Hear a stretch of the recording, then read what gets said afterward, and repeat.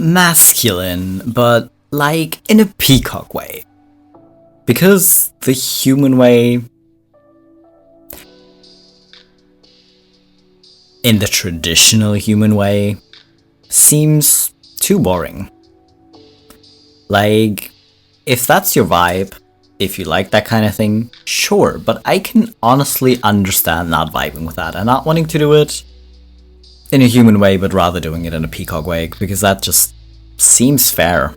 Because a lot of animals, especially birds, seem to do this, of having the masculine, or the males, more colorful and flashy in general, so, you know, I get it.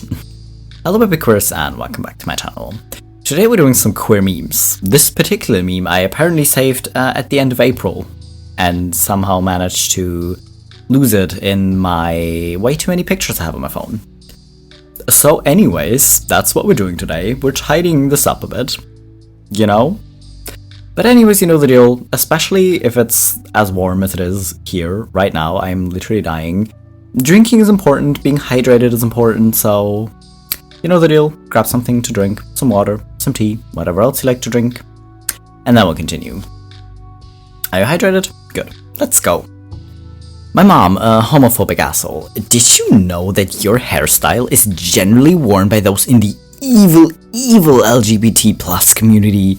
Me, a closeted gay. Oh no, you don't say. Me, flips rainbow hair. Oh no, how could I have known? I'm not associated with those kind of people. Like, how would I know that it's common for them, you know? Fair. Like, having a certain hairstyle or wearing certain clothes doesn't mean you're a certain sexuality or mean you're queer. But still, using certain aesthetic markers to be recognized by other people in your community is great. The fact that apparently the homophobes have caught onto it is less great, because then they're also like, oh, but that thing you're wearing, that's very gay. Are you gay? And that's where it kind of starts to fall apart, but just kind of playing it off and like, no. Oh, you don't say, but I really like this hair. I've really gotten used to it. I want to keep it this way. It's fair, and listen, I get it if you do this. My closeted trans ass. I can totally live as a cis boy forever. This is fine. My gender identity. You don't get to refuse. You really don't. You really don't. I mean, you do. But you'll just make yourself way more miserable. So you don't really get to choose. Like, you don't choose to be trans, you just choose to either be authentic and continue pretending to be something you're not. You know? And both of those options don't seem great at first for a lot of trans people, you know, because the amount of hate and hate crimes the queer people, but especially trans people, and especially if you're like a person of color as well, have to deal with, kind of makes it questionable, but then again, otherwise you'll also just be miserable. So both maybe don't seem the greatest options at first, but being true to yourself and at least being content with who you are and being content with where your life is headed is probably worth a lot, you know? Trans person just sitting on the toilet. That person crawling through under the door. Why do you insist on invading the privacy of women? Exits the stall again. Trans person. Why am I choosing to invade the privacy of women when you're literally in the stall just trying to go about your business, and then you wash your hands and you leave? That's what the evil trans people are doing in the toilet or in the bathroom, is doing their business, washing their hands, and then leaving. Like, what do you think we're doing in there? Literally. Like, I know what you're thinking, but it's for these kind of people who are very weird about other people's genitals, which I find way more worrying than a trans person wanting to P. But maybe that's just me. The Fae smiled sharply. Give me your name, child. Stick. What? Does leaf work better?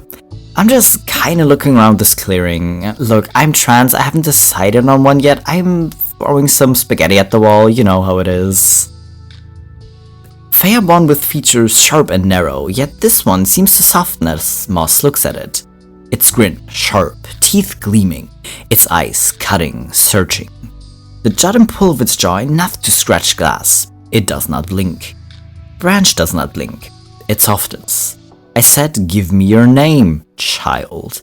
I still haven't picked one, Grass defends, even now, hoping for a way out of the fairy's deal. No, but your parents did. Give me your name, child, and it shall no longer be yours. The entity of your name shall no longer exist, and you will be free for whichever name you choose. Leaf, or stick, or lichen. Oh, says Petal, and in the next moment a name falls from their lips. It's not their name, it never has been. The face sharp and cutting and witty, that moment of softness and imagine slight. Very well, child. Be warned of mushroom circles, you can lose your name again. Okay, Mushroom smiles. And the Fae pulls itself away from the reality in a swirl of feathers and silk. When they go home for the first time in 2 months, their mother frets over them in a way she had not since they were a child, and she calls them by no name at all. Okay, goddammit, this is my favorite version of Fairies Take Your Name. That's it, we can all go home now. Trans-supportive people are great. You know, we love our allies. Trans-supportive fairies. Or Fae. Now that's something. Like, this Fae wasn't trying to enslave, well, it was originally. Just trying to make a deal with you and kind of like bound you to them and like bound you to their will, but it decided to give you a break. It's like, well, listen, being trans in this world is difficult enough as it is. Dealing with like transphobic people is difficult enough. Trying to find a name for yourself that you really like, that you think really fits, is difficult enough. Give me your old name and no one shall ever remember it. Yes. Trans people should all come across Fae, apparently. Might be practical. One thing I look forward to about being aro-ace and childless is that you'll change your mind when you're older, and you just haven't met the right person yet. Probably gets more ridiculous the older you get. Like, try saying this shit to a 40-year-old. You'll look like a freaking clown. Yeah, by that point they'll probably just end up saying some other thing of, oh, well, this person was really unlucky that they never found a partner or some shit like that. But still, I appreciate you trying to, like, stay optimistic. Just be like, well, imagine someone still pulls that then. Imagine someone's gonna, like, turn and be like, oh, well, it's not too late. I'm sure you can still find your true love. And just ends up sounding like an absolute clown. And that is kind of funny. Call me a prude if you want, but I believe marriage is between a man and a woman, and another woman, and the man's boyfriend, and the woman's non-binary lover, and the woman's girlfriend, and that girlfriend's friend with benefits, and the man's femboy twink boy wife, and the woman's grinder hookup, and the grinder's hookup's weed dealer, and the man and the woman again, and the non-binary lover's agender booty call, and that person's asexual cuddle buddy, and the asexual cuddle buddy's aromantic roommate. Because why not? Did you just make this to piss people off because you just know that there were people who just think you're so serious, and who just think that you think that that is what a relationship should be, and that every relationship should be like. Which is just silly, and if you just did it to make people mad, fair. If you just did it because you thought it was funny, also fair. Because it just keeps going. The list just keeps going, but I'm here for it. And if this is your exact relationship dynamic, I'm actually impressed. I'm impressed. That's a lot of people to keep track of. Tired of people assuming that because I'm queer and I'm monogamous, I automatically want to sleep with all my friends.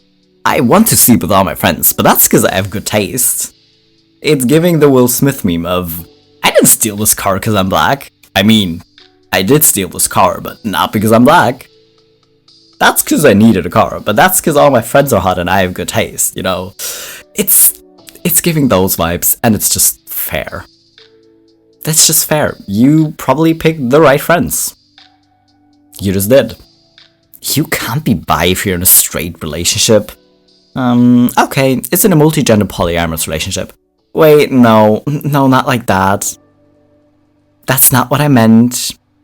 But that's the thing, you're either very specific about what you mean, and just make yourself even more unlikable by just saying something, realizing you sound like an asshole, and then correcting it and just making it so much worse. You know? Because what you're saying originally is that you just don't think bi people are real, and that it's either just wanting to be special, you know? Like, especially if it's like a bisexual woman, it's like, oh, you're just saying that because men think it's hot. You're just saying that to get more men, because they think it's hot to imagine you with a woman. And if it's a man, it's like, oh, well, you're just gay, you just don't want to admit it. You know, that kind of thing.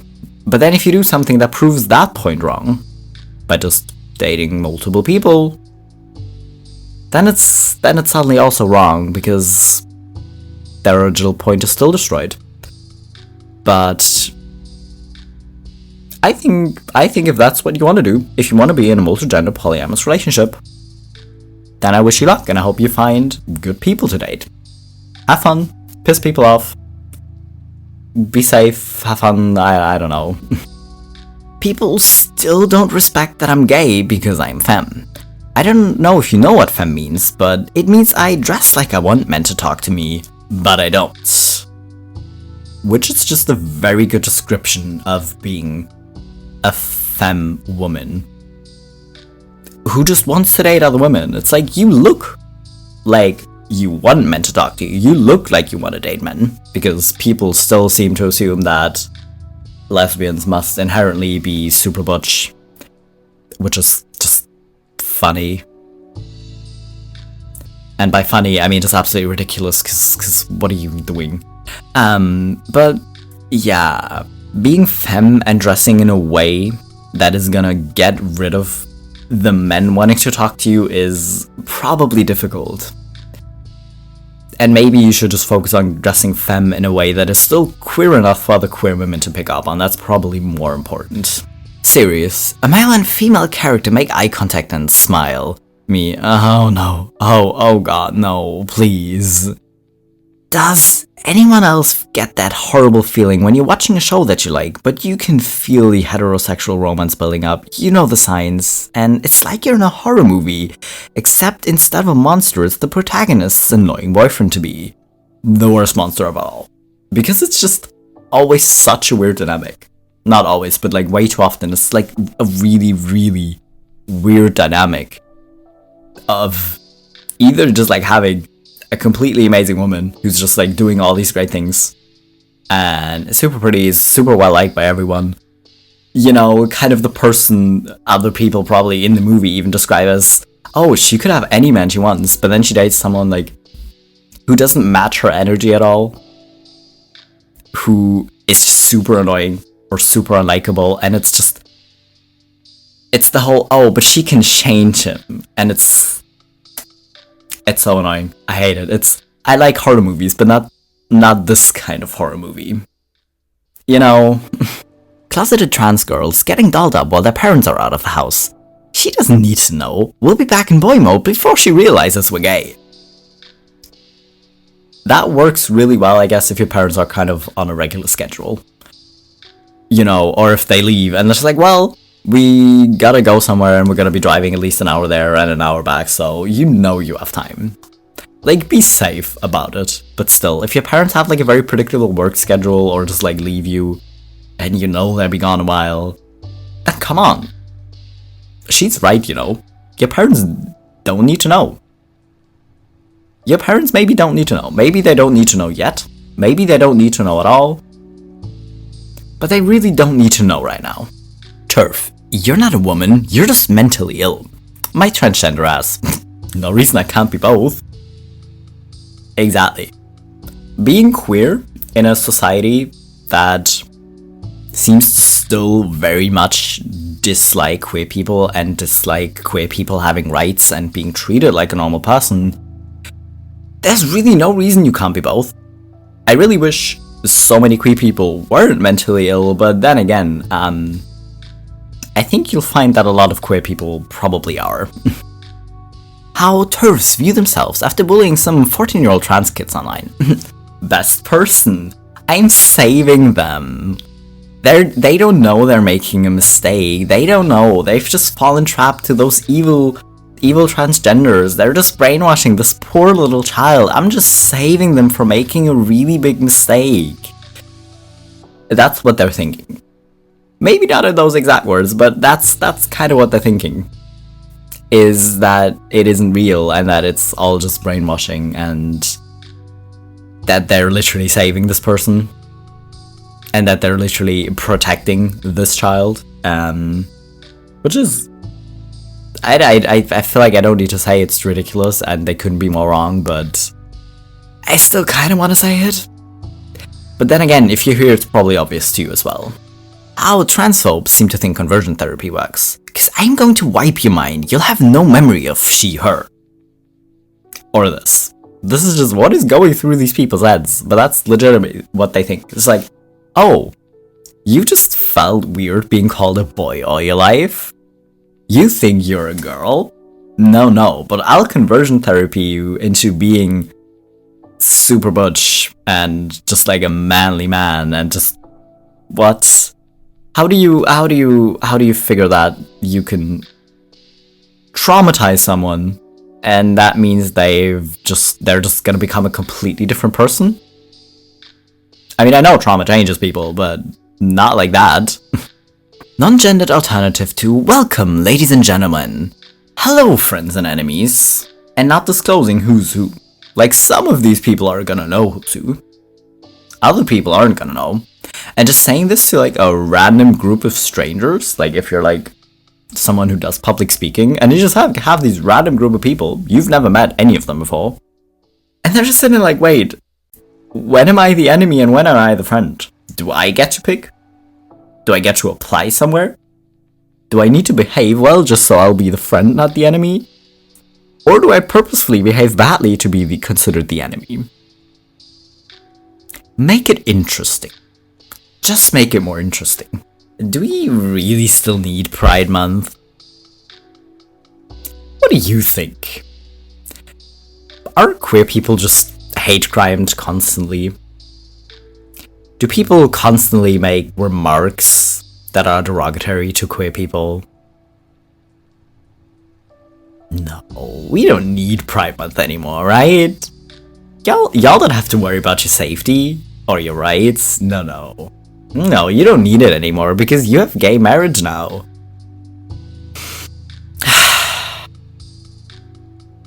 So, a little background. My fiance and my mom have been calling each other BFF since we started dating over 5 years ago. Like, that was my mom's contact name in Selena's phone for half a decade. Anyway, we just got engaged a few days ago, and now the two of them want to update their nicknames to reflect that, and, well... Hold on, I gotta gear up for this one. They've decided on mother-in-law forever and daughter-in-law forever. Freaking MILF and DILF. Yes, they are both fully aware what those mean, and not even God and his angels can make them stop. Future MILF. Especially with this crazy smiley, can someone please mercy kill me? Update, you haven't experienced horror until your partner greets your mother by screaming, "Hi MILF!" across a crowded Pride festival.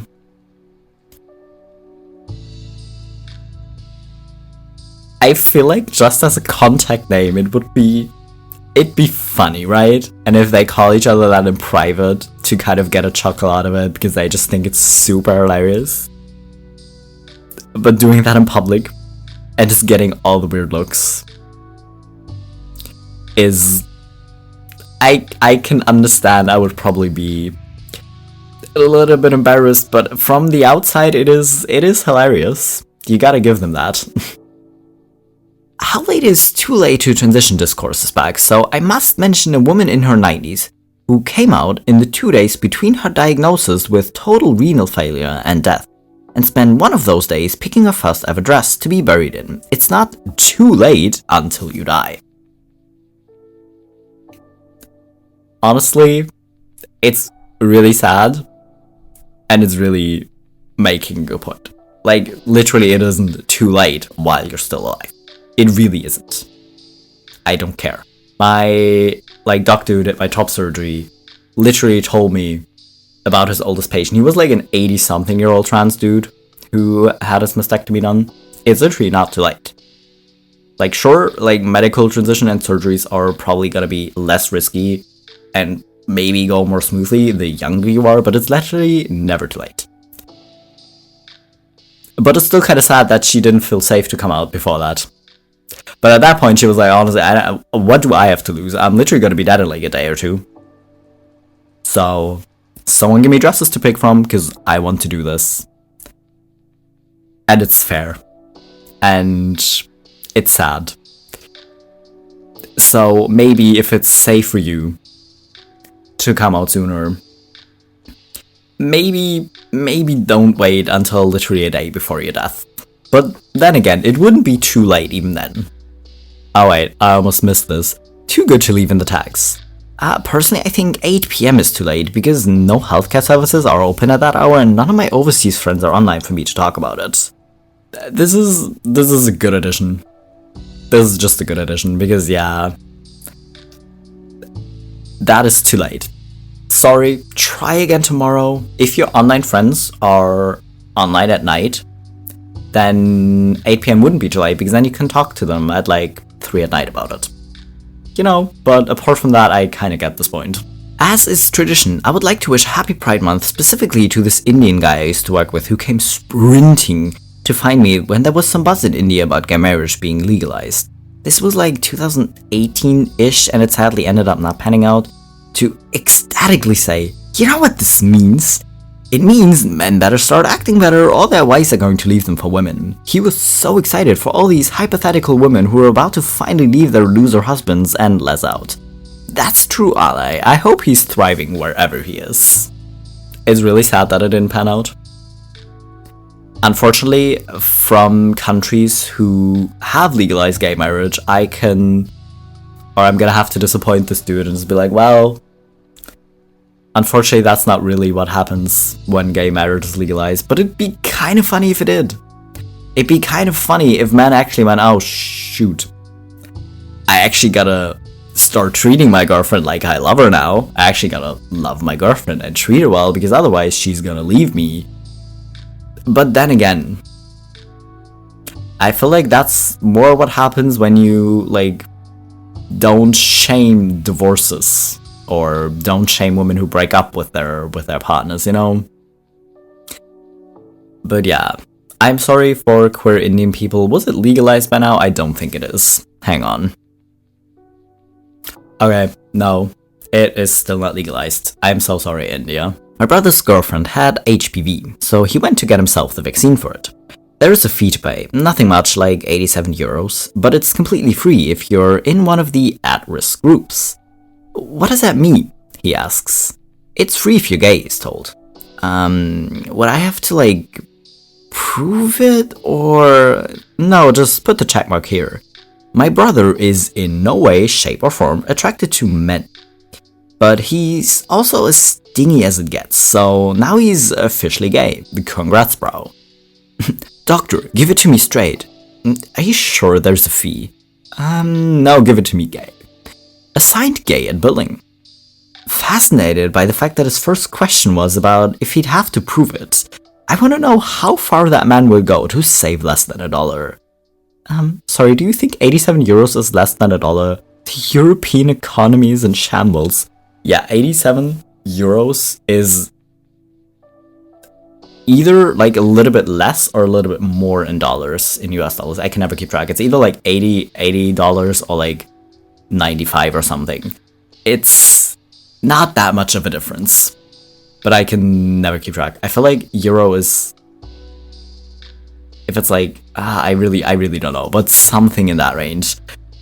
But this question, like, what kind of test was he expecting? Like, they're a doctor's office. They can't, like, sit you down and show you gay porn and hope you react to it or something. So, what are they gonna do? Pull up, like, an online "Are you gay?" quiz and you can just lie your way through it anyways if you don't want to pay? But I love this because A, so many men wouldn't have. They'd just be like, no, I can't have anyone thinking I'm gay. I gotta protect my fragile masculinity. I gotta like let everyone know I'm straight. I'd rather pay these $90 than set a little mark saying I'm gay. So I appreciate this of him just being like, you know what, no, I can save these 87 euros and go to dinner with my girlfriend. So I see that as an absolute win. And it's just overall funny. Yeah, I'm trans. Terribly tired. Really tired. Absolutely tired. Not identifying with my gender assigned at birth, but also I'm tired. And super tired. I feel like that's just queer people in general, is just being sick and tired of the shit. Just sick and tired. So, if you put the S as sick and tired, I would like this meme better, but you still have a very valid point. I don't wear gay items to tell you who's in my bed. I wear queer items so the family across the street knows they're safe. So the couple in the restaurant know they aren't alone. So the boy who sees me notice him looking at dresses and knows I won't judge. I wear pride merch because you make them hide. Okay, call me gay, but I wear pride items so hot milfs near me know I'm available to screw. Honestly, you made it a little bit less wholesome, but you both still have very valid reasons. This both just seems fair. Like, making sure other queer people know that you're, like, safe for them, that you're not gonna judge them, that you know part of what they're going through.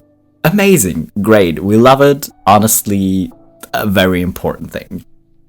But wanting to signal to other queer people that you're available to date or go have fun with is maybe also important. So honestly, I get both. Lesbian culture be like, I'm a lesbian and have this friend who's also a lesbian, and she said she'd be willing to date me, and she sends me pics a lot, but I'm not sure if she means she's actually interested in me. Lesbian, I would literally date you. Other lesbian, but what does that mean? This is almost peak human lesbianism. Like, useless lesbianism, because what? It's very up there along with being on a literal date, cooking with another lesbian in your home, and then being surprised that she, like, kissed your cheek or something because she just thought you were taking things slow and you just thought she's, like, being a friendly person, you know? Or having a whole-on written-out debate because you're on the debate team about whether or not you're actually gay. You know, but this is very up there, and I really appreciate the sarcastic response, because I'm not sure I could have just, like, answered it honestly and just been like, it's either a sarcastic response or I would have just been like, are you... I want you to say that again, but slower, because how does it not click?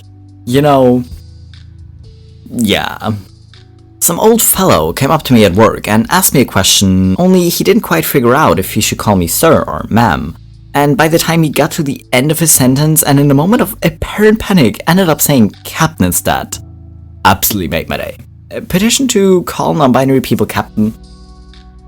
Because I know some people like being called mix instead of Mr. or Miss, but captain is gender neutral. And it's very piratey, so queer people love it also. It just seems like a great alternative, okay? Gays not knowing strap means guns, and straights not knowing strap means strap-on has been the funniest miscommunication on the internet so far. Get the strap. Gays, excited, straights. The what now? Are you sure about that? Because honestly, I think we know. Like, I think straight people are kind of vaguely aware that strap-ons exist, and queer people are aware that straight people call their guns strap or getting strapped or whatever they call it. But it's just not the first thing you think about it, because in your world, one of these is gonna be way more prominent, and that's the thing your mind is gonna go to first. So getting shocked or getting excited seems like a very fair reaction in that moment, you know? The statement, clothes don't have gender and clothes can and do invoke gender dysphoria and euphoria for many people can and should absolutely coexist. Clothes have the gender that I decide, not the gender someone else decides for me. Exactly. Like wearing a skirt or a dress doesn't make you a woman. Can it make you feel euphoria about your gender? Absolutely. Can it make you feel really feminine and you either gotta hate it or you love it? Sure. But that doesn't mean that everyone who wears dresses identifies as a woman or has like the thing where it makes them feel feminine. Maybe it makes them feel really cool. Maybe they just wear it because it's like practical, because it's breezy and they won't get so warm. Literally, if they think if it gives them joy about their gender, cool. But it doesn't mean you get to decide that for them. Just know. Alpha male this, sigma male that. Just admit it. You saw trans people inventing cool genders and now you're jealous. It's giving those vibes. It's giving those vibes of, no, I can't have the trans people have a cooler gender than I gotta say, I gotta prove I'm different. It's giving 14-year-old boy vibes, honestly, of just being so desperate to prove you're cool to your buddies that you gotta come up with some weird things. That's honestly all I'm getting. Concept: gender reveal parties for non-binary, agender, fluid, or secret people, where instead of the honoree revealing their gender, the guests all bring a gender suggestion like cowboy, abandoned blockbuster, or Victorian child ghost, and then the person picks a winner. A gender potluck, if you will. Someone please do this, and someone please invite me. Please give me some time to prepare, because I gotta come up with something cool, and I maybe get you like a present according to this gender I'm bringing, you know? Please someone make this a thing. When I came out to my family, I knew everyone was going to take it well, so I decided to just have some fun with it. I walked into the kitchen with two of my best friends, who are also bi, blasting Diana Ross's I'm Coming Out and carrying my cake. I think my family was more surprised by unexpected dessert than my queerness. By the way, I'm kinda gay. See, this is great. I'd rather have someone be like, oh my god, I didn't know you could bake. Like, oh my god, like, what did we do to deserve a cake? Versus just be like, oh my god, you're queer. No, that's so wrong. You know, this any day. And also, you get to eat cake too. So if you know your family's just gonna be super chill and just be like, okay, great, thanks for telling us, you know? It doesn't matter, but now we have cake. And that's what's important. If you have a family like that, and you can bake or you enjoy baking, or you have friends who like baking, then doing this, yes, absolutely. Absolutely. Anyways, unless I once again lost pictures somewhere on my phone, which, let's be honest, I probably did, that was all the memes for today. I'll find the other ones eventually, I promise. But anyways, I hope you enjoyed the memes. I think they were mostly wholesome this time, at least. Kinda can't talk about queerness without talking about queerphobic people, I'm sorry, but mostly wholesome, right? So anyways, I hope you enjoyed the memes. I hope you're hydrated. If not, maybe consider drinking something now. And I'll be back in a few days with my next video.